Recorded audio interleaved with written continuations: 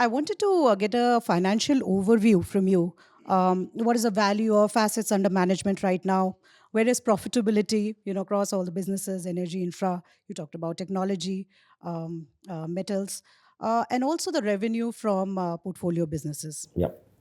Well, the group overall today, revenues of the group are about $15 billion. We have group EBITDA, we're running at a run rate of about $1 billion. So it's about 8,000 odd crores. And the group is currently valued, the assets under management is currently valued at about $8 billion. So that's sort of where we are as a group today. We currently have about 14 portfolio companies, which is where we are investing in. Some of these companies are in India, some of these companies are international. We operate globally. And we are building out. So it's to give you an idea of what we're doing in the energy space. We're building out energy transition hub in the UK, where we currently supply 16% of fuel to the UK market. We are building one of the world's largest, if not the largest, hydrogen plant there. And we are going to have the world's first decarbonized refinery in the UK. This is the world's first because we will decarbonize. We are decarbonizing 95% of the plant, and there is nothing like that sort of anywhere globally. We are trying to build an IP where the concept of taking an existing industrial asset and then converting it into a greener asset, may not be 100%, but significantly greener asset, is something which we are, is something which we are building that whole ecosystem. And that's something which can be, replicated, in many, many parts of the world. So it involves industrial carbon capture. It involves blue hydrogen production. It involves a hydrogen-fired power plant. It involves, it's a complete ecosystem of how to convert a plant which is emitting 2.1 million tons of CO2 into the atmosphere. How do we bring that down? And our target is by 2030 to bring that down by 2 million tons. So that means the emissions will be only 0.1 from today, 2.1. Now, we are also helping by building these large hydrogen facility. We are also going to supply hydrogen to all the industry around us, and they can also then decarbonize. So, you have to afford the opportunity. We have an opportunity there because number one, the UK policy, European policy on decarbonization is quite far ahead of where India is. And the biggest difference, in my opinion, is there's a value for CO2. Why today the reason India is not, I think, and sorry, this might be a little bit off the center path. One of the reasons why India is not making so much progress is because the CO2 today, which is getting emitted, does not have a value. It is free to emit.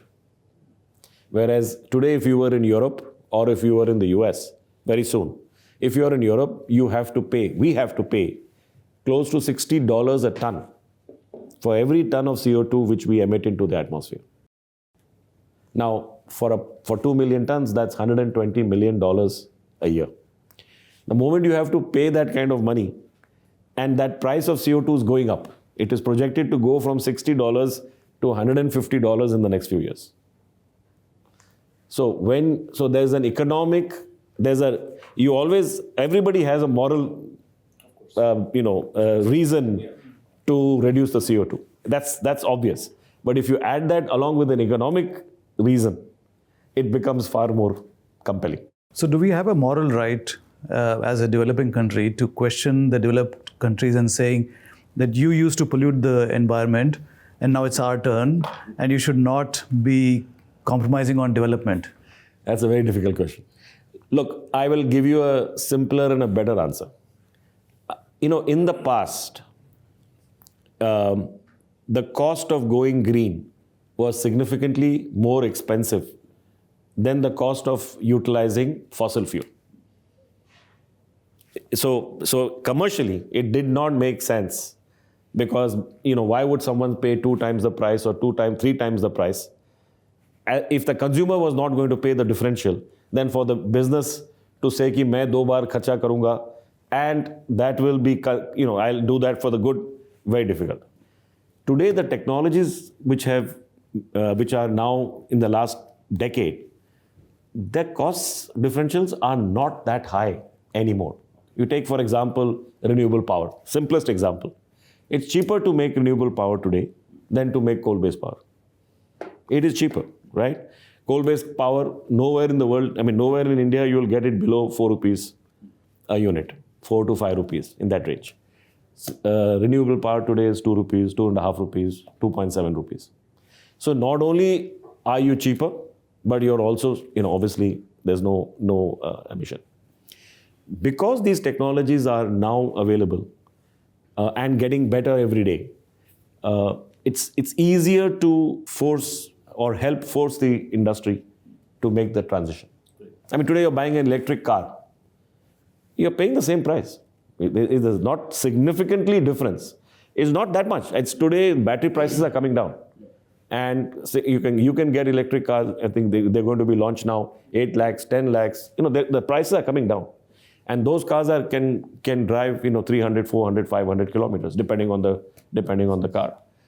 And the cost of fuel to charge those cars is a lot cheaper than, even if you're charging it using power, significantly cheaper than using fossil fuel. So I think that's the transition taking place, and that's actually the opportunity for India, because we can make the transition rather than talk about what we didn't do 50 years ago.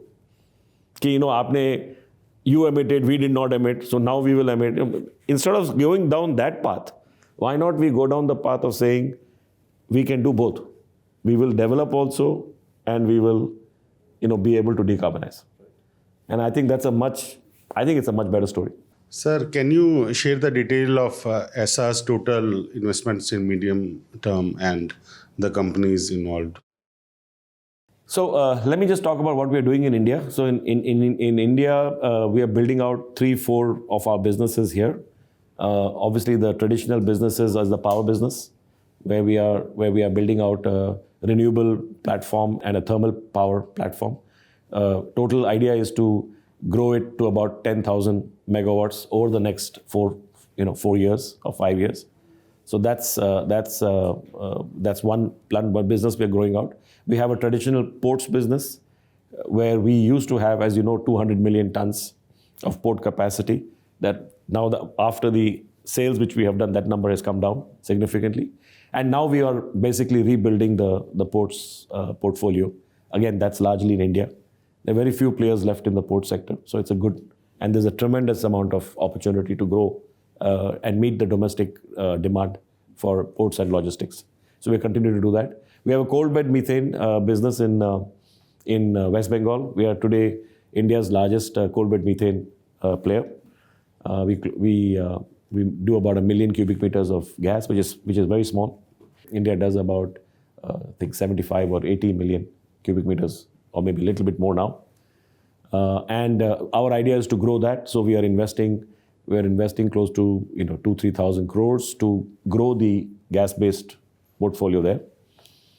We are also, this is a little bit of a long shot, but we are also exploring for shale gas in the block. India has not yet had a commercial success in shale. And we all know the revolution in the US because of shale. So we feel that there are some opportunities there. We are going to, it's exploration, early stage. So please not to get excited yet, but we're doing that. And then we are building a green ammonia, a green hydrogen project in Jamnagar. We are going to invest about 30,000 crores.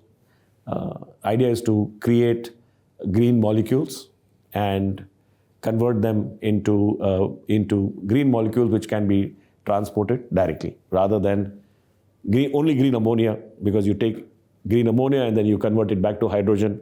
That cost is very high. So we are trying to build a complex which can make green molecules from hydrogen, and largely in the biofuel space. and export that. So those are some of the things we are doing. Of course, the other thing is we are building a green mobility platform. We have built a platform where we are decarbonizing the logistics industry, heavy trucking.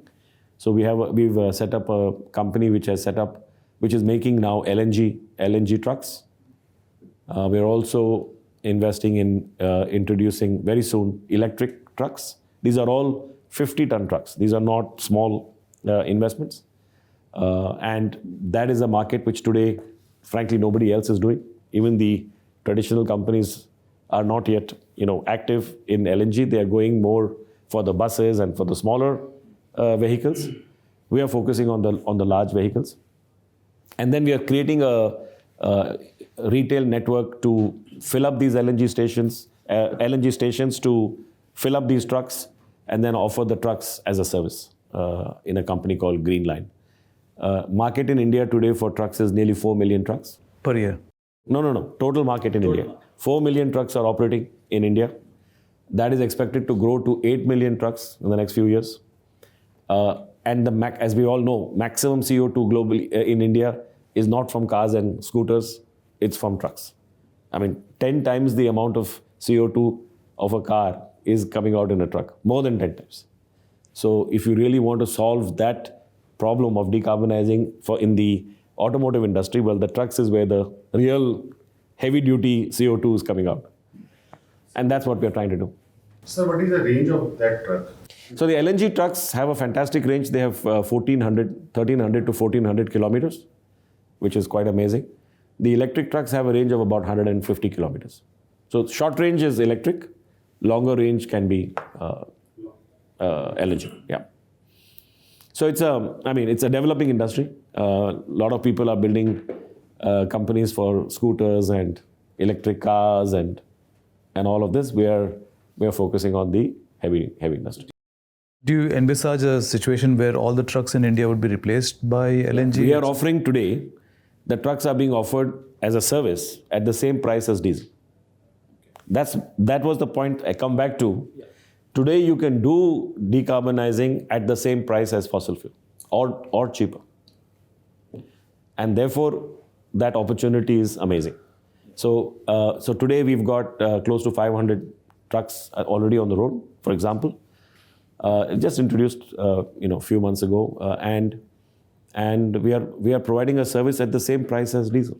Yeah, and just to make that point, LNG is non-polluting. No, sorry. The CO2 coming out of LNG is about 30 to 35% lower, but the SOx and NOx are zero.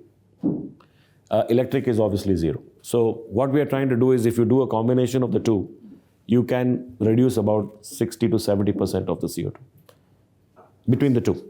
That's considerable. It's considerable, right? So you're today 110 tons of CO2 for a truck, each of those trucks. Yeah. So you have 4 million. It's 450 million tons of CO2. That's a huge amount.